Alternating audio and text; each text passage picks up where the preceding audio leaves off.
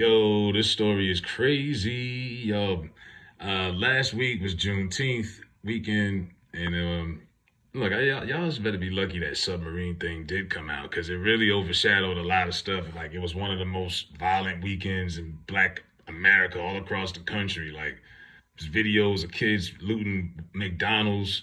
You had 75 shootings in Chicago last Sunday. I know some people say, well, that's just a regular weekend in Chicago, but I'm like, nah, and this incident happened last Sunday. You had six shootings in Milwaukee, New York. They said it was the most violent year, the most violent weekend of 2023, 23 shootings. So I mean, it was crazy last weekend, and this story came out of it, and this kid Jeremy Brown and his mom Carlisha Hood, she's 35 years old. They were inside a restaurant getting food. His mother was, and you're seeing the argument between her and 32-year-old Jeremy Brown. So Jeremy Brown, excuse me, is the guy who was punching her.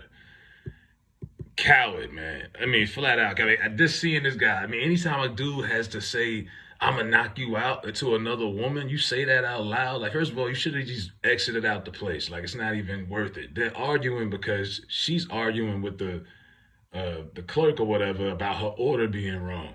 And he's mad because he's hungry and waiting on his food. That's what he's mad at. That's what he initially is so upset that he felt like he had to put his hands on her. And when you look at the punches in the video, I mean, he's throwing in some jabs. Like he's laying it on her. I'm like Tyson. And at this point, she fears her safety. She's a woman. This man is just saying he's threatening her. So what does she does? She texts her 14-year-old son, and he comes in. And when he comes in, he looks in there, and after the guy continues to punch her, her son pulls out a firearm and shot Brown in the back. That's what the news report says. As Brown attempted to flee, the teen chased him and shot him again. Now, this is how I see this. Now, I'm not even mad at the kid because I think any kid would do that. Any man would want to protect his mom. The fact that this kid is 14 and I don't get the sense that this is his first time handling a firearm. Like I can already tell what the family structure is. The fact that this kid is already trained on how to operate a gun on this level is crazy. That right there lets you know, like the mother you think she the only mother around there like that? It's like a war zone. When you gotta coach your kids up at that young of an age to protect the house, to protect the fort, like just in general, that's crazy. You know what I mean? But the text messages from the prosecutors, that's what's really gonna get them. Plus, there's a lot of strict gun laws out there in Illinois. And like I say, he definitely knew what he was doing because he shot this guy twice in the back and then he chased him down and shot him again. You know, though they got the job done, that dude is gone. After the teen stopped shooting, Hood allegedly told Brown to shoot Brown's girlfriend. So damn. So after that, she said, shoot the boy. She ordered her son after he killed the guy, to shoot the guy's girlfriend since she was laughing and encouraging Brown during the argument. That's another problem I have with this video, bro. I'm not trying to be pro-righteous. Remember when people used to borrow sugar and ketchup and stuff from their neighbors? Like we used to be a village, a community, black folks. We don't even talk to our neighbors no more. We don't talk to our people. We all on this no new friends. We just keep to ourselves. We mind our business.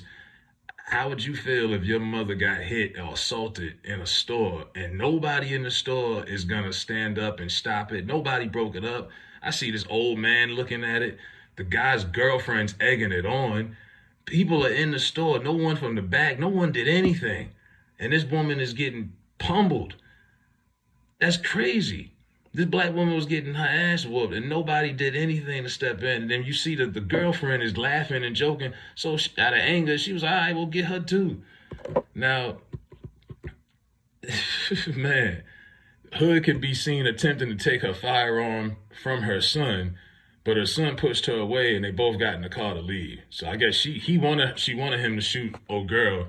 He didn't do it and she was going to do it herself, but then they got out of there and ran. The mother and son turned themselves in on Wednesday, according to Sun Times. Neither have a criminal history, and Hood has a valid firearms owner. Okay.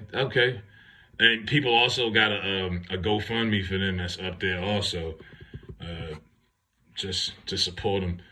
Never have a criminal history, but she has a valid firearm owner's identification card and her permit to carry a concealed weapon.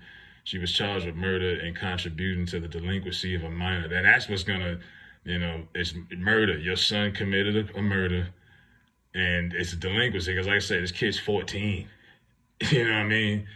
That shit. Like, I get the sense that this ain't his first time shooting no gun. I mean, he was hitting, he was aiming pretty well. This ain't Call of Duty, but he was aiming, he was on point.